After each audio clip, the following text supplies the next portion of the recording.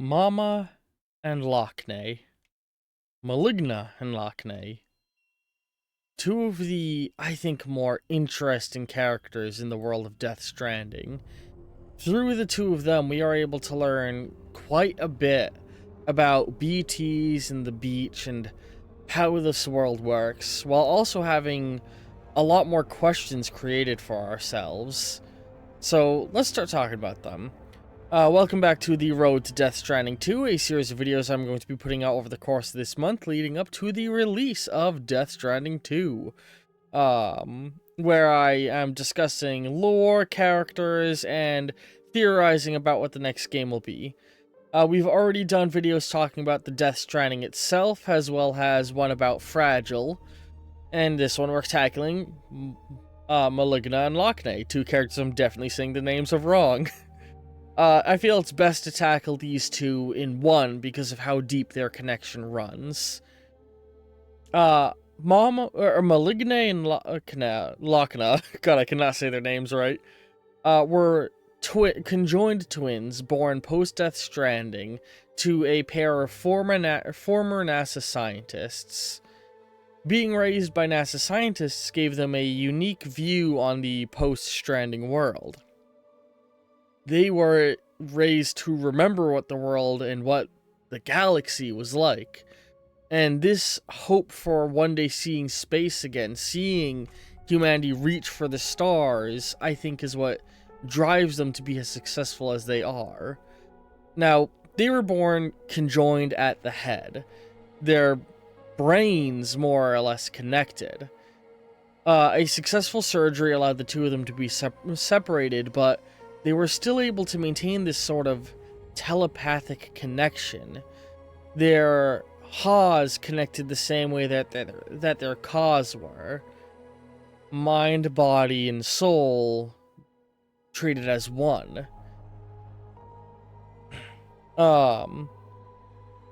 The two of them would go on to become genius inventors, with Maligna gaining a talent for hardware engineering and Lockne becoming a master coder, and the two of them would build the backbone of the chiral network. This leaves me to wonder if the two of them, or if at the very least Maligna, I'm definitely saying her name wrong, were aware of the BB's use within the chiral network, and if so, that makes me want to question the two of them and, their morality. It's an interesting thing to consider. How aware of it were they? And it is possible that they were just brought into that same indoctrination many others were, the idea that the BBs are just hardware, not living beings. In a lot of ways, the technology present in this reminds me of, spoilers for this series, the world of Trigun. The idea of building advanced technology on living creatures that are forced into this sort of stasis. But that's something that we'll discuss later on in this series. For now, let's stick with the twins. The two of them would go on to become genius scientists, helping to build the backbone of the chiral network and a lot of the technology we see in the world. How much of the technology can be directly associated with them is never made totally clear, but it seems as though a lot of the advancements were aided by their research. The two of them would eventually join Amelie on the Bridges 1 expedition, setting off across the country, beginning to lay the groundwork for the chiral network. Somewhere in the Midwest region, where the bulk of the game takes place, they would stop off, seemingly around the area of Mountain Knot, but where the two of them would choose to settle was never made totally clear.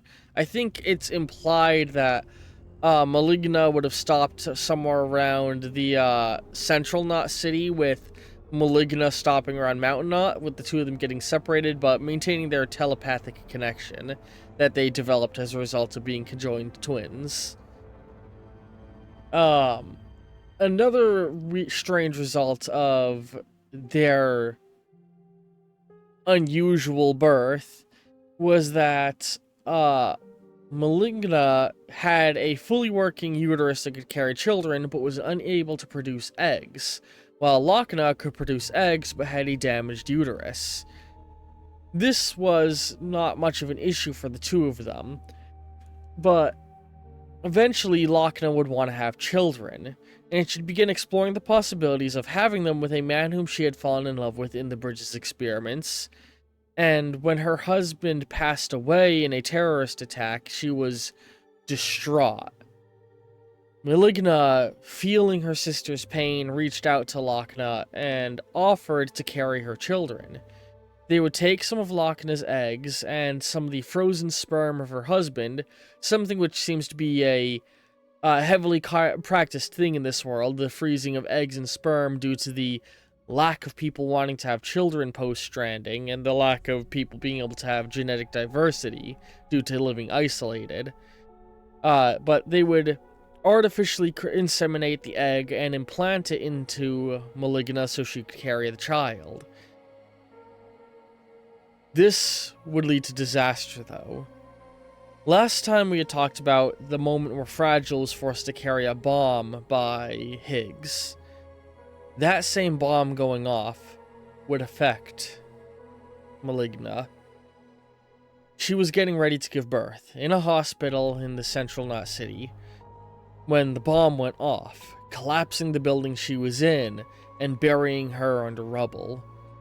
She'd spend days under this, and while in this position, she'd give birth to the child. And with no one able to care for the newborn infant, it died, still connected to her through umbilical cord, resulting in her having a BT child. Something that connected her to the other world, but also left her unable to leave the building where this incident occurred due to BTs not being able to move. This would also result in her severing her telepathic bond to her sister, and Lockne would assume that Maligna had taken her child and run. Eventually, Maligna would get nicknamed Mama due to this incident, her being the mother of a BT. Now, something that would become revealed to us later on is that in this moment, Maligna died. She died underneath that rubble, but the nature of her child and its unusual birth and her dying underneath timefall in this rubble would result in her body being preserved in an unusual manner. She was dead. If she ever connected herself to any kind of life support systems like through her cuff, that would be made evidently clear, but she covered up this fact, unsure of her own nature and her place in the world, and wanting to keep working to help Bridges. It wouldn't be until Sam came along and she invented a piece of technology that would allow BTs to be separated from this world that she would be freed from her physical form and allowed to pass to the next world. And when this happens, she would reconnect with her sister, their telepathic connection reforming, and both their... I hope I'm not mixing these up. I believe Ha is the spirit, Ka is the body. I hope I'm not flipping those. Both of their Ha's combining into one, them becoming one being again. Just like when they were born. And on the other side, Mama's soul would become conjoined again with the infant soul. And this is something that I wonder if it'll be explored in the sequel.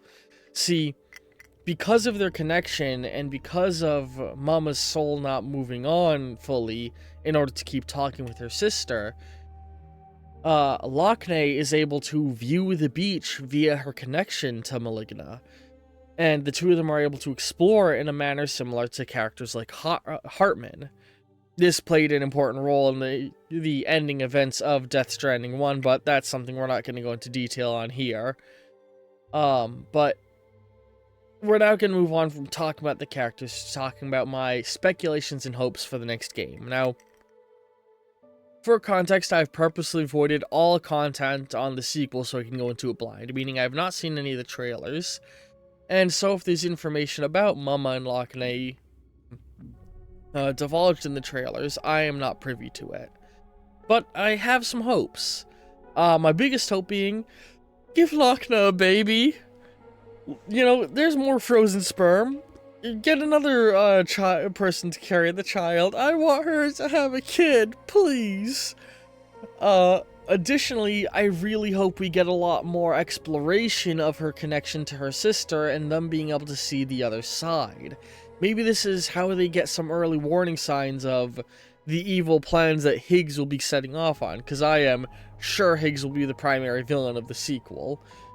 Him being stuck on the beach, maybe he'll meet Maligna, and she'll become aware of his plot, whatever it is, and communicate it to Lockne. Lockne communicates it to Fragile, and Fragile gets Sam to make him help.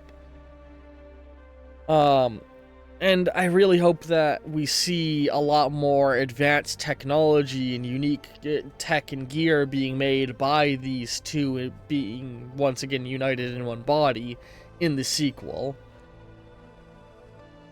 But through them and through a number of audio logs, we learn a lot of interesting things in the world of Death Stranding. The most interesting thing, not being from them, but something adjacent to them, there's an interview log discussing the asexual society of Death Stranding. The world of Death Stranding is permeated by this dread, this fear of what's to come, and this belief that humanity is doomed. Because of this, many people don't have children. Combine that with the fact that a lot of people live in isolated communities, resulting in a limited a limited pool through which you can reach out for genetic diversity, and it's leading to major population crises. And there seems to be implications scattered across both Lockne's story and a number of the deliveries we get that it has become standard practice to freeze sperm and eggs and ship them to other locations, with people having test tube babies in order to keep the population up. This makes me wonder what the life of a child in this world really is like. It's only been 30 years since the Death Stranding, give or take. This is me ballparking the range based off the age of Norman Reedus, the actor who played Sam. But because of this, we have to wonder what kids and what life is like in this world. We get a darker insight into it in the form of Higgs's life story and how he was raised in isolation, a tale that I'm sure is common across a lot of the prepper shelters. Really, the prepper shelters are doomed to die off in a generation's time if they don't reach out and connect with others. The more interesting place, in my opinion, the place that I would love to see more of in the sequel, is the cities. What are children's upbringing like in these cities? And what is the familial unit like in a world where we're having more and more test tube babies? I'm almost wondering if society has moved back to communal raising, something that was common in ancient times of humanity. The concept of a mom and a dad, has much as we have become intimately familiar with it, is not always how things have worked, and is not how things work across the world. It is not uncommon in other places of the world for entire families to be tightly knit and raising children together, and in ancient times, entire communities raising the children interchangeably. And I almost wonder if that's the world that Death Stranding is finding itself stumbling back into. I don't know if these topics will be explored in the sequel, but I hope to at the very least get more interview logs telling us more about what it's like being a kid in the world of Death Stranding. And I do think Lockne could be a good way for us to learn that. One, her and Mama were both raised post-Stranding, just like Sam. I'd love to hear more about their upbringing, and I really hope Lockne gets to have the kid she's always wanted in the sequel, and we learn more about what raising a kid in this world is like through that. But that has been my little dissection and hypothesizing around these characters. Oh yeah, one more thing I wanted to discuss. Can you tell these aren't scripted? The psychic connection the two hold. This is a commonly held belief that has been studied throughout the world. The idea that twins, especially formerly conjoined twins, can hold a sort of telepathic connection. as far as I'm aware, there's been no real science to back this up. It's all pseudoscience stuff, but you know, Hideo Kojima is no stranger to integrating pseudoscience into a setting. I mean, look at Psycho Mantis and everything that happens with him in Metal Gear. And I really would love to see more exploration of this pulpy pseudoscience in the series, because like I love pulp fiction and pulp science, and Hideo Kojima has always integrated this underlying level of pulp science in his setting, and these two are just an exemplary piece of that. But yeah, words. I hope you've all. Oh, you know, sorry, looking at the cutscene, another idea just popped in my head. I would love it if Lockne got given Maligna's Odrek, I believe those are called, the little thing on her shoulder. I've always theorized that it was hers was designed to look almost like an angel wing. I think it'd be very cool if she was given one, and it's almost implied that it's being controlled by Mama. That would be a very cool element for them to do. Oh, oh my god! I hope that's a thing. But yeah, I hope you've all enjoyed this episode of The Road to Death Stranding. My end cards should be popping up any moment now. And, yeah. Next time we'll be talking about, hang on, I think, let me quickly look at my little notey notes, because I've kind of already worked out, for the most part, who I want to talk about.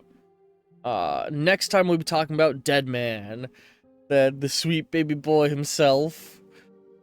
So, I hope you've all been enjoying, and I'll see all of you later.